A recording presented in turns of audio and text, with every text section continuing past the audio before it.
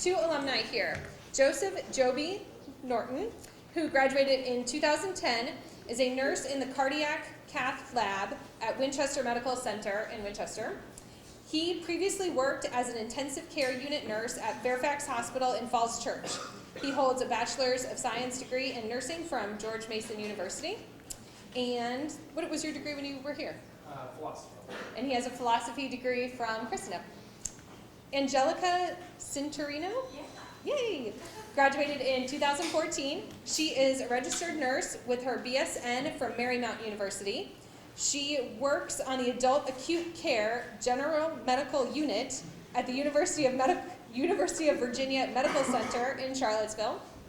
In addition to her nursing responsibilities, she is also preceptoring nursing students and new nurses for her unit. So hopefully you'll give us a little bit of insight on what preceptoring is and what that means. So give them a big round of applause. Angelica's going to start us off.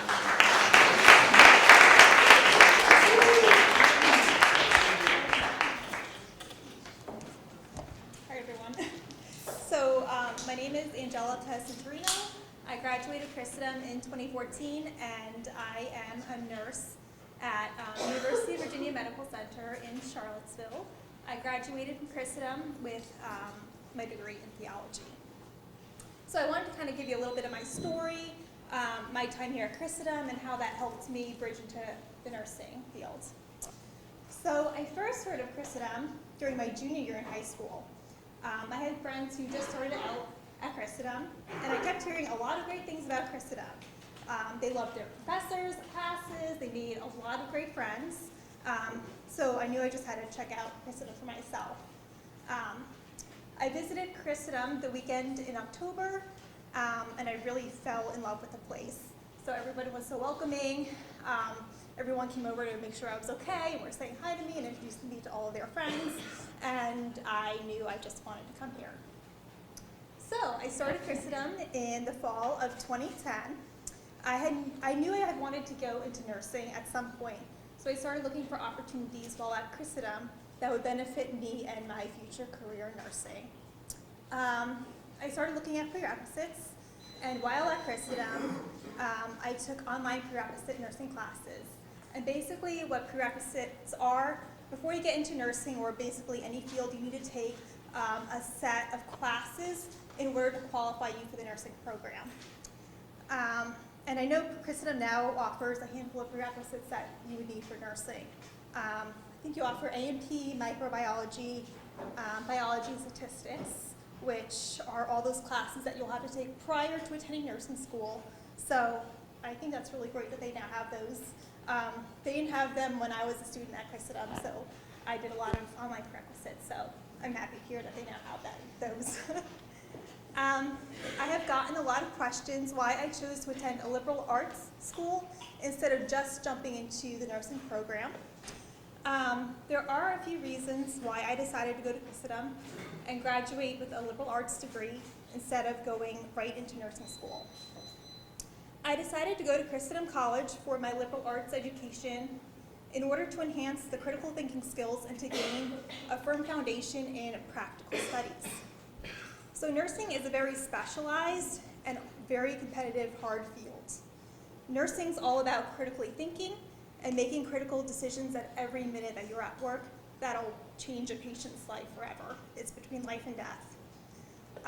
So effective communication based off your critical thinking is something that you'll be doing every single moment of your nursing career. You'll communicate every single minute with physicians, with your patients, the patient's family, with your fellow nurses, all based on your assessments, your decisions, your clinical judgments. So critical thinking and communication are two big skills that you need to develop. And that takes a lot of time and a lot of practice, as it's different from anything you've ever done before. And that's where Christendom's education for me came in. So during my time at Christendom, I signed up for online classes, and I was able to take 3 prerequisites throughout the course of my 4 years of college. And when I graduated from Christendom, I ended up finishing other prerequisites that I had needed. So I graduated from Christendom in 2014 with my degree in theology and my minor in philosophy. My thesis was entitled Made in His Image, Recognizing the Image of God in Man and the Unalienable Dignity He Possesses from Conception to Natural Death. And I told Marilyn before coming here, I had to look up my thesis title because I completely forgot what the actual title was. I knew what it was about, but I forgot the title. After graduating, I worked as a medical assistant while finishing up my prerequisites and researching a nursing program. Because I already had a bachelor's degree, I was looking into accelerated BSN programs, which are specifically designed for students who hold a bachelor's degree in something other than nursing. So this accelerated program, typically it's anywhere from 12 to 16 months long. You go throughout the summer, there are no breaks, and it's solely nursing classes such as pathophysiology, which is, pathophysiology is just kind of like why something happens, the insight into different disease processes, what the cells are doing, that kind of thing. And pharmacology, which is all medications. So I decided to apply to Marymount University in Arlington, Virginia. And basically, the first thing you're told before you apply to any nursing program whatsoever is this is very competitive. You will most likely not get in. You need to have a backup plan for your backup plan for that backup plan. So I applied, fingers crossed, a lot of prayers. And then I ended up getting accepted into Marymount University. And in August 2017, I ended up starting my life as a nursing student. So Marymount University is a very hard program, just like probably any other accelerated nursing program. I was the only one in my entire class who did not have a background in cellular biology, any kind of medicine, any kind of pharmacology. All of my other classmates held a previous college degree in some sort of science or medical background, and here I was with a BSN degree. Before every class in the beginning of the semester, we'd all go around in a circle, and they'd be like, okay, tell us your name, where you're from, and the degree you're in. So without fail, it'd be blah, blah, blah, my name is Mary Smith, I'm from Front Royal, Virginia, my degree's in cellular biology. We'd go all around and get to me. My name's Angelica, I'm from Madison, Virginia, and my degree's in theology. So, that being said, the first semester, half of my cohort failed out. They knew the scientific part, but they weren't able to grasp the critical thinking aspect that was demanded on the exams and in the clinicals. The rest of my class struggled a lot as well, and they kept saying, this isn't what I'm used to. I'm not used to being able to read exam questions and kind of rationalizing the answers. And more people just kept failing out. The exams in nursing school are very different than what you're used to at Christendom. At Christendom, you write a lot, you have a lot of essays, and you're taught to communicate those thoughts on paper to others. The exams in nursing school, they're all multiple choice, but the skills that you had gained from Christendom, they'll teach you to think critically through every question that is being asked and figure out the answer. In nursing school, you have class lectures, and the exams are all scenarios. This is happening, what do you do? All the options they give you are correct. You need to choose the most correct option of all the correct answers. It's kind of like that little meme of the 3 oranges, and it's like, which is the most orange? Those are nursing school exams. So, that being said, I ended up graduating nursing school in December 2018 after a lot of tears. I graduated magna cum laude. I was on the dean's list, and I was invited and inducted into the International Honor Society of Nursing, which is reserved for those who excel academically, maintain academic integrity, and is viewed as a leader in the nursing profession. So the classes that I took at Christendom throughout my 4 years developed and enhanced my critical thinking skills, which carried me through nursing school and now carries me through my nursing career. Like anyone, I have come across struggles in the workplace. Being at Christendom, you are surrounded by like-minded people with similar morals and values. When you're out in a secular workplace, you don't have that at all. It's especially hard in the medical field. Every time we've got a sick patient on our floor, I hear the same thing from all my other coworkers. This is terrible. What are we doing? There's no quality of life. I would not want to be kept alive. So it's so important to have like-minded people that you can go back to at the end of the day, just to be renewed again and refreshed spiritually, mentally. I graduated 5 years ago, and I'm still very, very close to all the friends that I have made. Shout out to Marilyn for coming here to listen to me, and Mary Beth who wanted to come. I can't tell you how refreshing it is just to be able to meet up with my old college friends, just like I said, to be renewed, and just to kind of, after being immersed in a secular environment where you're the only one with these different morals and values, just to come together with your friends and be like, oh yeah, I'm not alone in this fight. There are other good people, and we're coming together to kind of change the world here and there. So as a nurse, you are with people in the darkest moments of their lives, and you could really be the light shining through for them. So I am here to tell you, don't be afraid to go after what you want to do. It's hard. Christendom gives you those skills that you need to pursue your dream. Don't be afraid to ask for help. You've got so many people here to support you, so many people here that you can go to ask for help.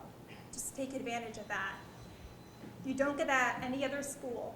The nursing program that I went to, they didn't know your name. You were just a number. They weren't as caring as the professors here. They were just interested in statistics. They weren't interested in helping you personally. So my advice for you during your time at Christendom is to really start thinking about what you want to do post-graduation and as early as possible. Once you figure that out, go after the tools that will help you achieve it. And like I said, don't be afraid to ask for help either, because you're not going to get through it alone.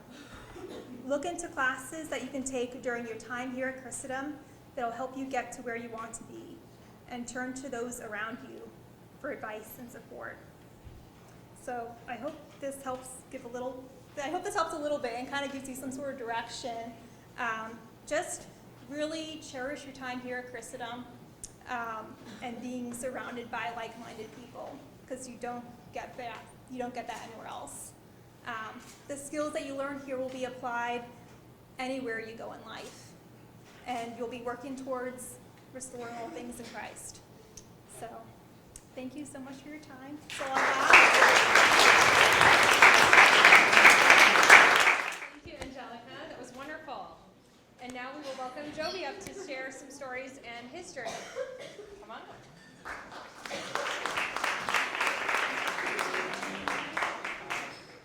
Thank you, everyone. Thank you for having me. Thank you, Tom and Kristen. I just wanted to say off the bat that 10 years ago when I was here, this didn't exist unless I was out partying. You just didn't know it existed. I didn't think so. And that's actually something I'm going to hit on about not wasting any of your time here and really soaking it up. But this is the first time that I've spoken at Christendom since doing announcements in the conference. So that's so a quick note. My name's Joseph Norton. I don't know if you guys may know my brother Martin, Jerome. Jerome just graduated last year. He's the last one for a while. Thank goodness for Christendom, right?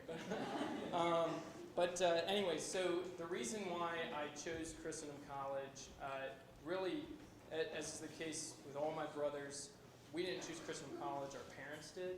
We didn't have a choice. No, they told us they wanted us to go to a liberal arts school like Christendom for 4 years, and then we could do whatever we wanted. So I went to Christendom, and I chose to do nursing afterwards. But I will say, when I came to Christendom and visited, my experience was similar to Angelica's. There were a bunch of guys that took me under their wings and really made the experience worthwhile. And it was a pretty easy decision. I was like, wow, this is the place I want to be. Because, it's the community, of course, that brings you into Christendom as much as the academics. But now, I actually kind of went into nursing by a little bit more of a roundabout way. When I graduated from Christendom, I had no idea what I wanted to do. I actually talked to Tom a lot, and he helped me with my resume and helped me get my first interview with Tim Holiski, and which didn't go well, but it was practice. But so my first job was in door-to-door sales. I was selling cable for AT&T, and I did that for about 3 months and felt like this is I just can't do this. I mean, trying to persuade 80-year-old ladies to buy a 400-channel cable package just didn't feel right. So so I decided to look into other things. I got an IT job, did that for a year actually, and I was never really good with computers, so I don't even know why I went into that in the first place, but it was good customer service experience, and then I actually got into politics. I worked at the Charles Koch Institute in Arlington, Virginia, kind of advocating for free market ideas. We've had some other grads go through the Koch Institute, but anyway, so while I was there, I got married, started a family, and it didn't take long before I realized that I needed to get into a profession that was a little more practical, had a little more growth opportunity, a little more stability long term, would allow my wife and I to a little more freedom to move where we wanted to move, not be tied to DC. And long story short, I chose nursing school. I'll give you a little bit of the story. My aunt, who's a physician assistant, I don't know if any of you guys are familiar with what that is. That's a PA, right? So they're kind of like a doctor, right? They can prescribe you medications, they can diagnose, but they operate under the license of a physician above them. And without that physician's license above them, they can't operate like in any state. So my aunt's a PA. She told me to look into medicine. Well, I didn't want to do med school. At this point, I had 2 kids already. So I looked into nursing school and discovered the post-bachelor's degree programs like Angelica. I did the 1-year program at George Mason University. It was very competitive. We did have similar story. I don't know if it was that many people failed out of our program, but a lot of people do. It's very rigorous. But honestly, guys, like Christendom prepares you. You guys would handle it fine. Like Angelica said, the critical thinking piece is kind of what a lot of people are missing when it comes to nursing, because there's so much more critical thinking than you could ever imagine. It's not as simple as here's the doctor's orders, go do them. I'll touch on this more in a little bit. As the nurse, think of it this way, you're the patient's last line of defense, okay?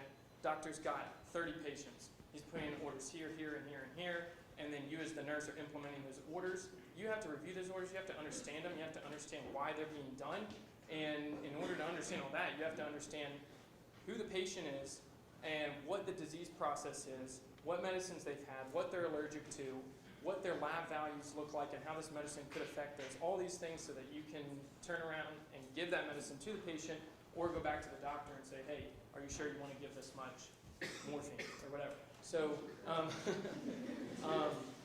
patient's not breathing. So you want to give them morphine. Let's see. I went off of my order here, but let me get back real quick to Christendom before I talk more about nursing school and about being a nurse. So, like I said, things like this didn't exist when I was here. These are awesome opportunities. I think it's great that you guys are required to do this because it's absolutely essential that you start thinking about how you're going to apply what you're learning here really in the real world. Obviously you want to enjoy your time here, but I always liked the slogan "Dare to be Great" because that is why we're here. Like we're not just coming here to study philosophy and then go talk about philosophy with other philosophers like down the road.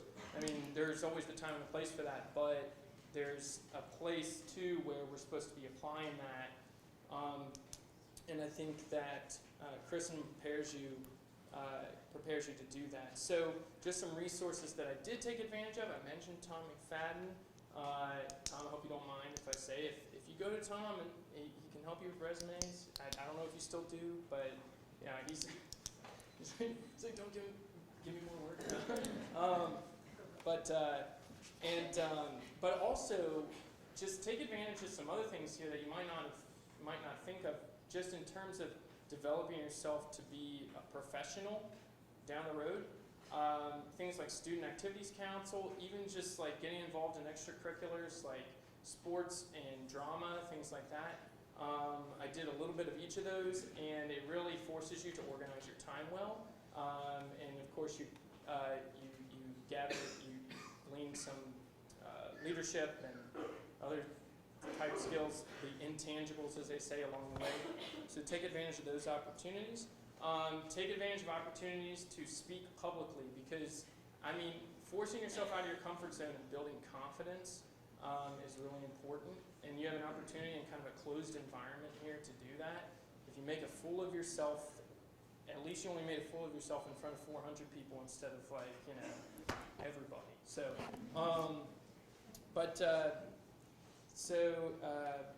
let's see. As far as skills, so the critical thinking we both hit on. Also, something that's would benefit you guys in nursing school is your study habits. I mean, you have to study a lot harder here in many ways than you do in nursing school. Nursing school, if you do a postgraduate program, it's it's just like a fire hose of information. It's a totally different type of approach, different from what we do. There's not a lot of discussion. I mean, there's just going through PowerPoint after PowerPoint, bullet point after bullet point, and your eyes are glazing over. I mean, so you just have to, you almost have to have critical thinking to kind of, you know, sift through and pull out the important points that you really need to commit to memory.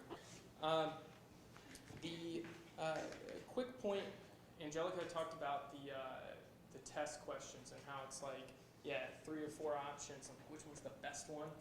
One thing that I can tell you early on in nursing school, if you guys do go this route, you want to take what are called practice tests for the NCLEX early and often, in my opinion, because you just want to familiarize yourself with those types of questions and that type of thinking. You're going to be putting the skills that you're getting here at Christendom to work just by doing that, and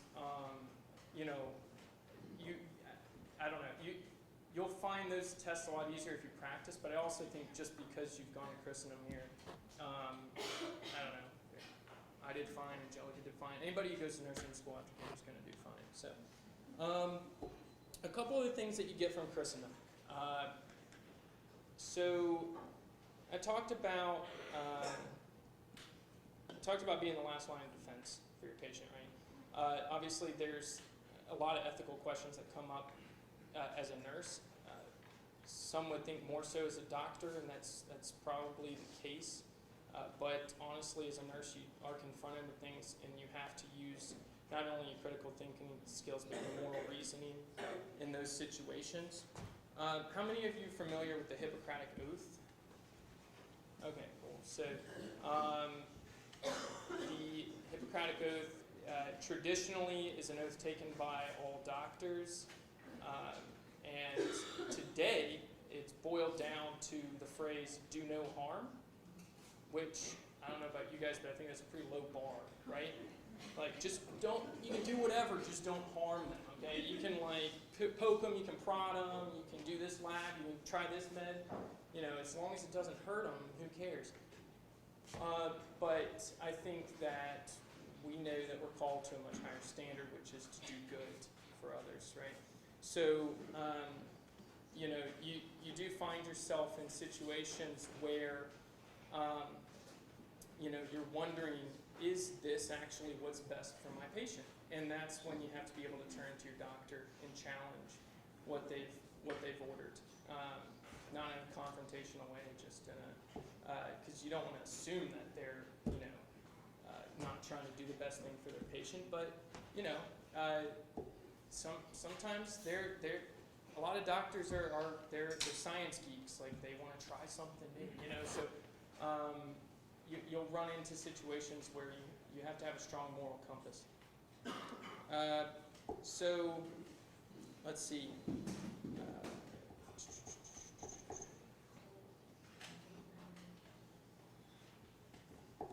All right, so how to prepare for nursing school. I've just from talking to Dr. Byers and Tom before this thing, I learned that there are some new classes here that weren't available when I was here. Are you guys taking the AMP classes, the anatomy and physiology classes? Okay, take that class now. Go sign up for it immediately. Don't miss out. The bioethics class, oh my gosh, I would have, if I had known that I was going to go into nursing, I would have eaten up that bioethics class, because you don't want to take the bioethics class that you're going to take in nursing school. You might have to anyway, but don't get me wrong, it's actually kind of cool. You walk into this class and you know that you're going to be fed some stuff that is going to, conflict with a lot of what you've learned. So it puts you to the test, and it is good. But honestly, in my experience, most of the professors that I've dealt with are very reasonable as long as you make a rational argument and are respectful of other positions. I haven't had any experience of bias or anything like that, because I have a pro-life viewpoint or something like that. But yeah, so eat up any classes here. I've heard there's a statistics course. Believe it or not, you got to take statistics to even get into nursing school, right?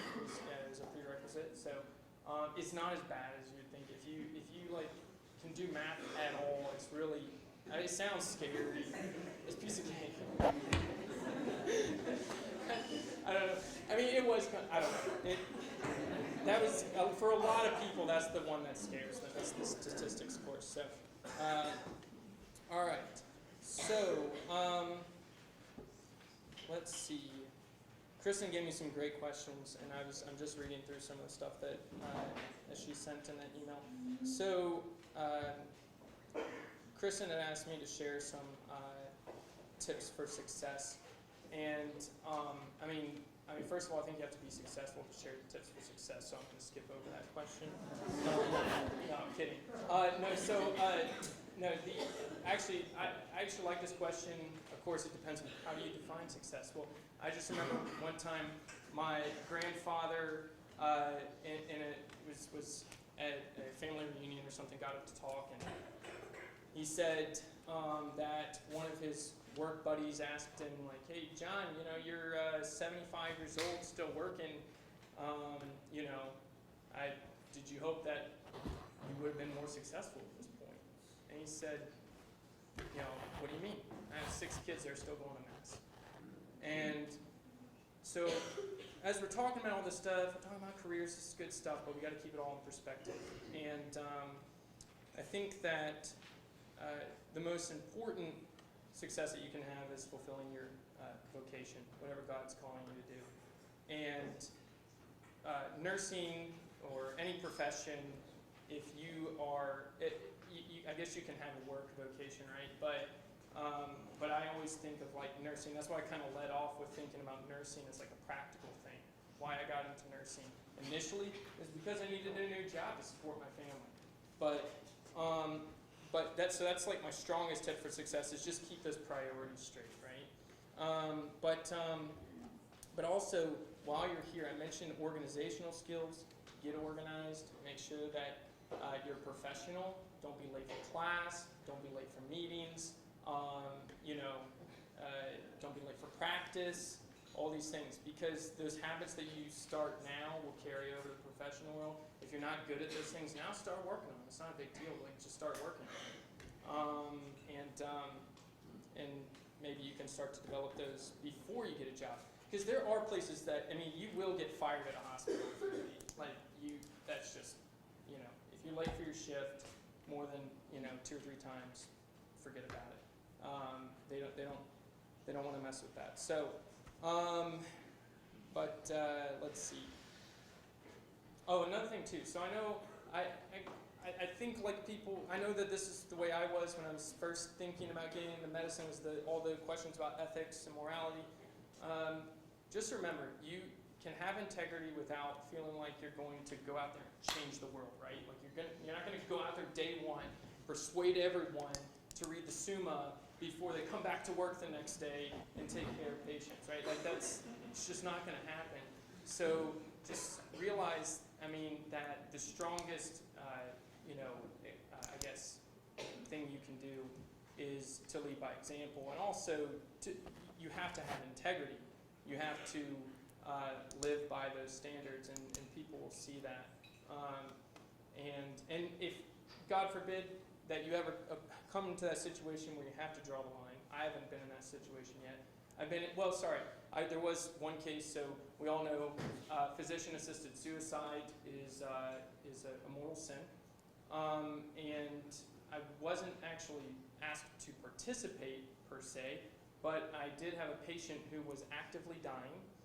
This was when I worked on the ICU at Fairfax, and a lot of times when you have a patient who's dying and there is no further medical intervention that can be done to save their life, if the family chooses so, we will withdraw care. This is now, there's, the church actually has a lot of stuff written about this, bioethics and stuff. It's really helpful.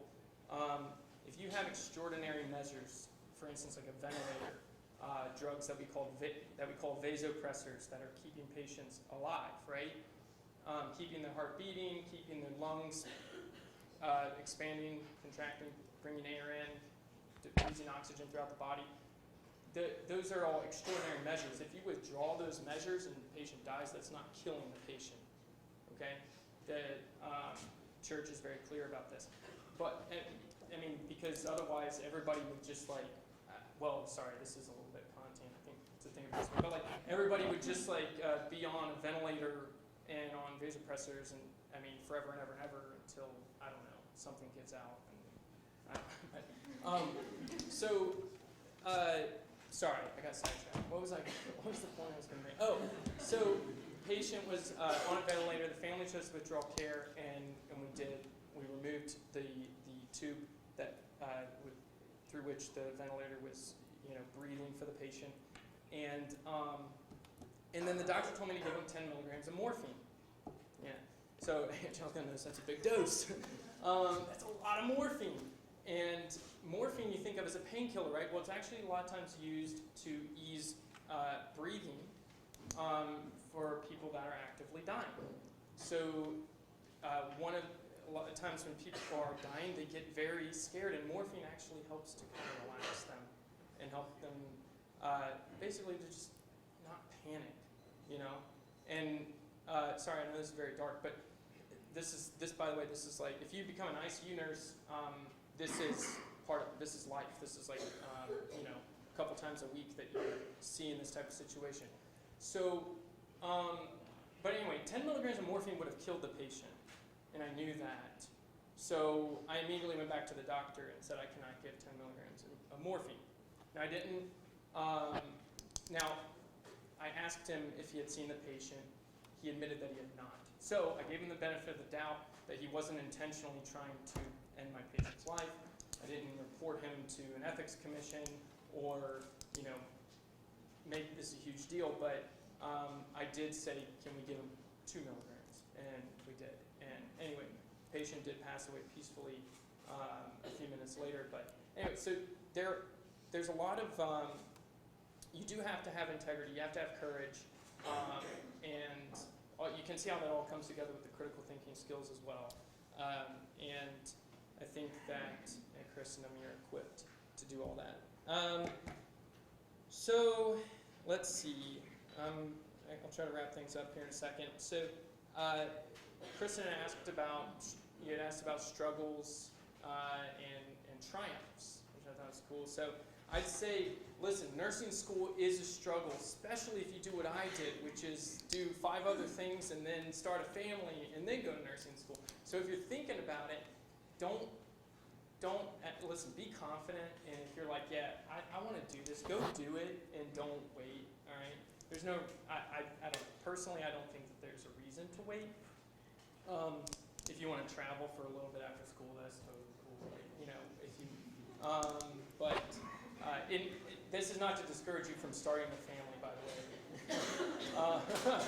I'll get kicked out of this. No, yeah, you can do it, but it's really hard.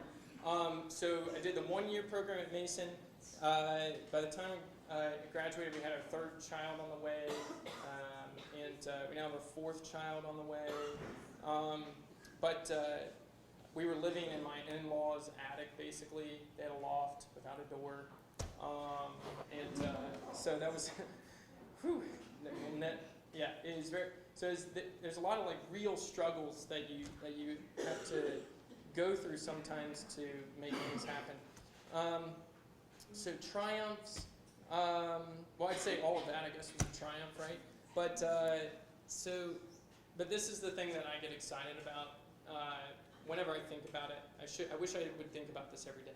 But like like when you think about it, you're a tool for God, right? Like God is using you as an instrument, and you have to resign yourself to that. When you think about it, you're using your brain at work to do good for others, to literally help them physically, and those that you cannot help physically, there's a limit to what medicine can do, like a very real limit, and you're still bringing them peace. Like think about Mother Teresa and the people in Calcutta. Like, you know, yes, some people, sure, the nuns saved lives, but there's like most of those people died, right? That they were pulling out of the gutters and tending their wounds. So anyway, just know that I guess that's I don't know that is just a cool thought to me. And we're all here to restore all things in Christ. And this, I can't think of like many better opportunities coming out of Christendom College than medicine or nursing. And let's see. I'll close with this. So a lot of times as a nurse, now this isn't true of all nursing, but actually, I mean, like whether you're on a medical floor or an ICU. Well, especially like a general medical floor in ICU, you're going to see people die.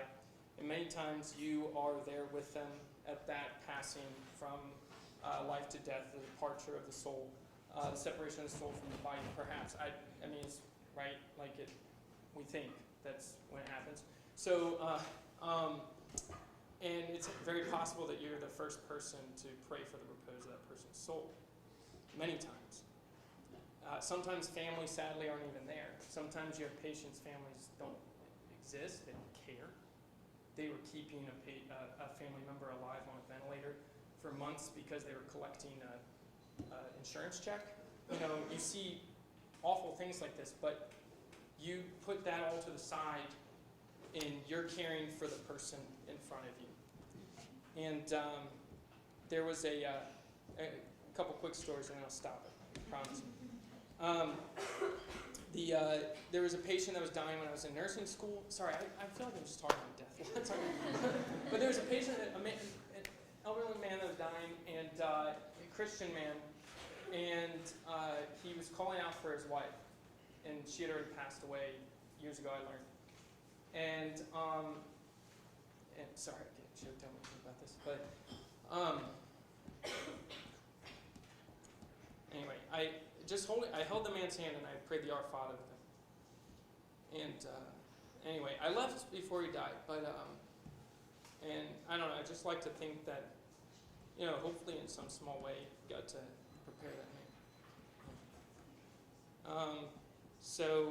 And then another story, this was actually a Catholic family, for another patient now this was a patient on the ICU that we had done everything we could do, all right, and I mean everything, you know, in the movies and on the shows, and we did everything we can. Like, this is what that was, all right? We were like,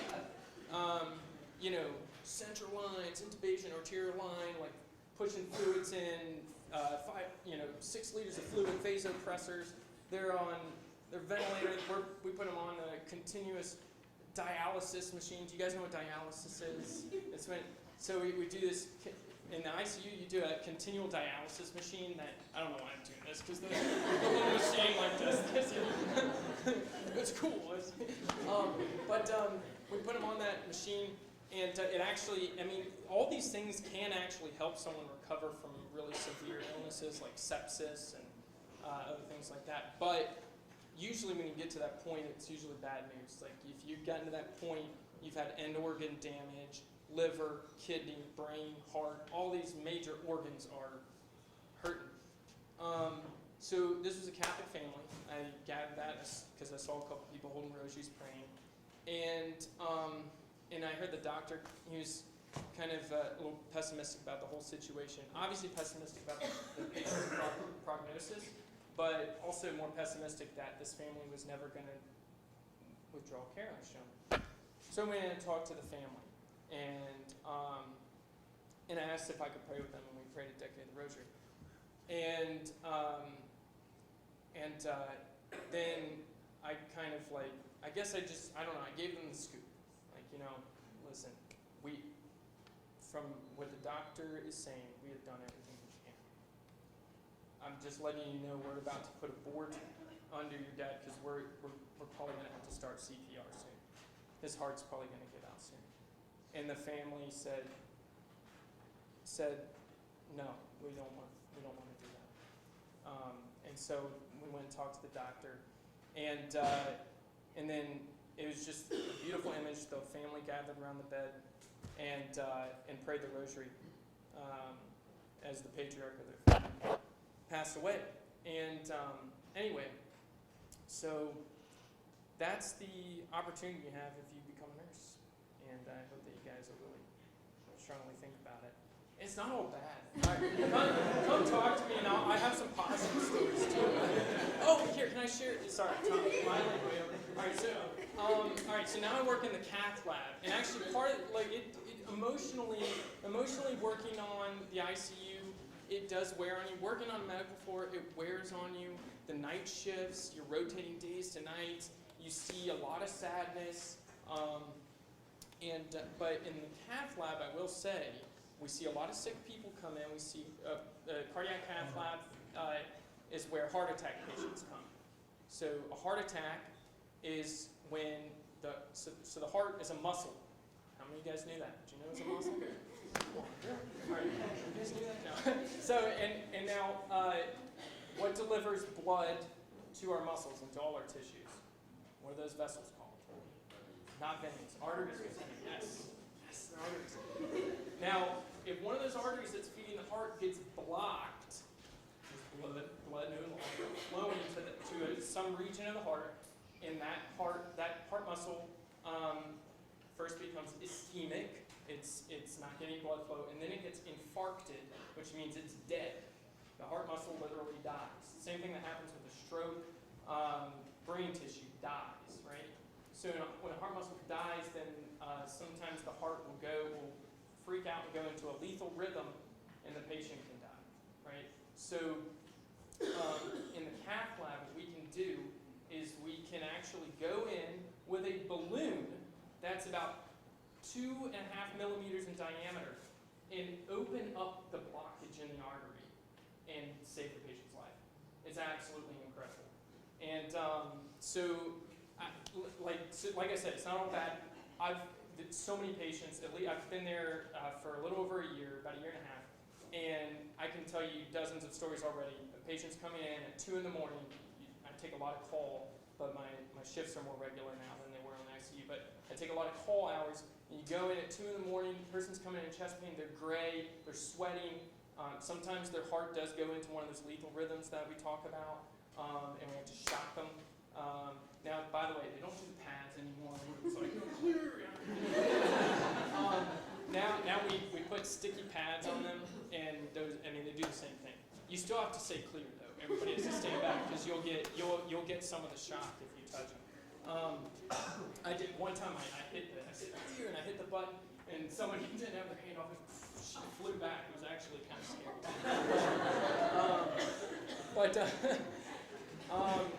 So yeah, but I can't. Like numerous times, patients come in on the brink of death, and then we open up their artery. They go home 4 or 5 days later, and they might have some heart function loss, which really might limit how much activity they can do later. Like if it's like a 55-year-old man who liked to play basketball, if it was a significant enough heart attack, he might not be playing basketball anymore, but he can probably still go for a light jog. You know, it depends. Like it's really amazing, the technology. So, all right, that was like 5 minutes.